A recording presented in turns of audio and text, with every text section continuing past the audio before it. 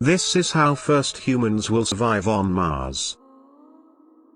It seems like everyone has Mars on the mind these days. NASA wants to send humans to the Red Planet by 2030, and SpaceX wants to get there even sooner, with plans to have people there by 2024. Owner of Tesla and SpaceX, Elon Musk plans on building an entire city on Mars by 2050. According to him, the city would be fully functional and can house almost 1 million humans. Initially this idea was laughed upon and no one believed this could be a possibility. But after Elon Musk joined hands with NASA, this vision might soon become a reality. This red planet is our neighbor in the solar system. But it has none of the components that make life possible here on Earth. It's full of radiation and too cold for liquid water and has an atmosphere we can't breathe, and soil that we can't grow anything in. Mars is almost 33.9 million miles far from Earth, and according to scientists it is nothing more than a desert. To make human journeys possible on Mars, a special type of starship is being made by Tesla, and according to Elon Musk, this spaceship will operate on the least amount of fuel. Now the question arises, how will humans colonize Mars? The atmosphere of Mars is mostly carbon dioxide, the surface of the planet is too cold to sustain human life, and the planet's gravity is a mere 38% of Earth's. Plus, the atmosphere on Mars is equivalent to about 1% of the Earth's atmosphere at sea level. That makes getting to the surface tricky. Back in 2007, scientists considered 4 possible solutions to get astronauts to the surface. One idea was a legged landing system based off the lunar lander. This system could provide the option to both land and take off from the red planet. Secondly, the SLS system, or Sky Crane Landing System, would use population systems to lower rovers and other equipment onto the surface. This system can unload cargo and take off again. The third design discussed was an airbag landing system, which would rely on a rocket that cuts its thrust above the surface of the planet as well as an airbag for the equipment to land on. However, this wouldn't be the best option for people. Lastly, scientists considered touchdown sensing. Equipment senses the surface and the landing site, and compensates accordingly. 10 years later, scientists have other ideas on how to land manned missions to Mars. According to Rick McGuire Davis Jr., Assistant Director for Science and Exploration and co-leader of the Mars Human Landing Sites study at NASA. Landers will have to dive deep into the Martian atmosphere and skirt closer to the surface than we have done in the past, since the Martian atmosphere is thickest near the surface. After landing, the next question arises is how will a human survive there? If you want to survive on Mars, you'll need multiple spacesuits that will reflect all the radiation, keep you warm, and provide you with oxygen and sufficient pressure. You'll also need a craft you'll live in until a bigger habitat is constructed, and vehicles to take you on your Martian adventures. The soil on Mars is a very fine, powder-like dust covering the basalt rock.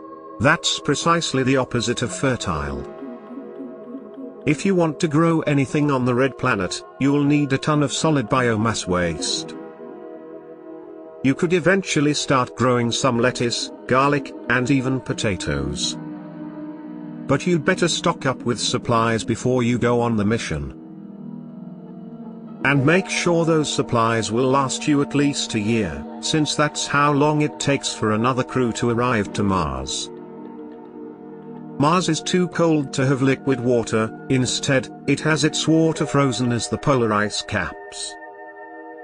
Some initiatives suggest ways that you could extract water in Martian conditions. One of them being an aerogel developed by NASA's Jet Propulsion Laboratory. This silica substance is meant to warm the surface of Mars by 65 degrees Celsius, 150 degrees Fahrenheit. That's a way to melt Martian water ice, and have a supply of drinking water, as well as water for irrigation. Or you could filter your pee, as astronauts on the International Space Station do. A better exploration of Mars could probably create an atmosphere and Earth-like conditions. In order to colonize Mars, many things must be clarified and researched in advance. The pioneers need practicable solutions for safe housing, transportation on the planet, energy supply, drinking water and food.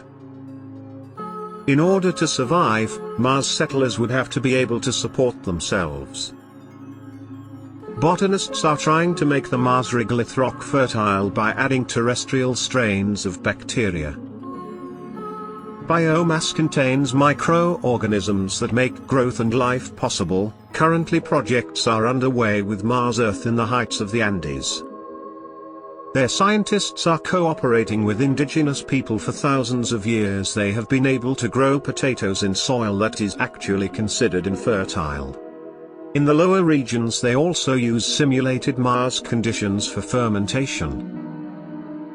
Rye, radishes, garden crests, peas, tomatoes and potatoes grow wonderfully, but peppers do not like the Martian soil. To protect people from cosmic radiation, shielded dwellings are necessary, as Mars air cannot be breathed by humans. Settlers would always have to travel outside with special suits and oxygen bottles inside the houses. Ceiling ventilation, heating, water treatment and safety must be perfectly. Living comfort must also not be neglected. The ideas are truly stunning. About a dozen feasible concepts were received. Plans envision houses in the form of pyramids, beehives or root houses half buried in the ground. Greenhouses could be sunk safely into the ground before the storms. The energy supply on Mars will be completely solar, but the extreme weather on Mars could damage solar panels. They could be torn away or damaged by the storms. Without electricity, the settlers would be lost in no time. According to NASA, the solution to the electricity supply would be mini nuclear reactors. For travel purpose, several settlements could be connected by an underground railroad, or however there are other interesting plans that put the colonization of Mars in a new light. Terraforming on Mars involves the creation of an atmosphere. Theoretically, Mars could be transformed into an Earth-like ecosystem through climate change. Numerous space missions have found traces on Mars that allow conclusions to be drawn about its past as a warm and humid water planet. Could Mars be artificially restored to this state? The plans envision a deliberately induced greenhouse effect which could help terraform Mars. However, we humans do not yet know what chain reaction we could trigger. To fly to Mars, a complex maneuver is necessary. Orbits and influences of other celestial bodies have to be considered. A launch straight away from Earth and straight onto Mars is simply not possible. To save time, certain constellations have to be awaited. The best time for a first manned flight would be 2024. The pioneer of the new Mars research, Elon Musk, would like to send material in spaceships to Mars as early as 2022. These are to be loaded in the preferred settlement area of the Arcadia Planitia plain. What do you think? Will Elon Musk manage to do so?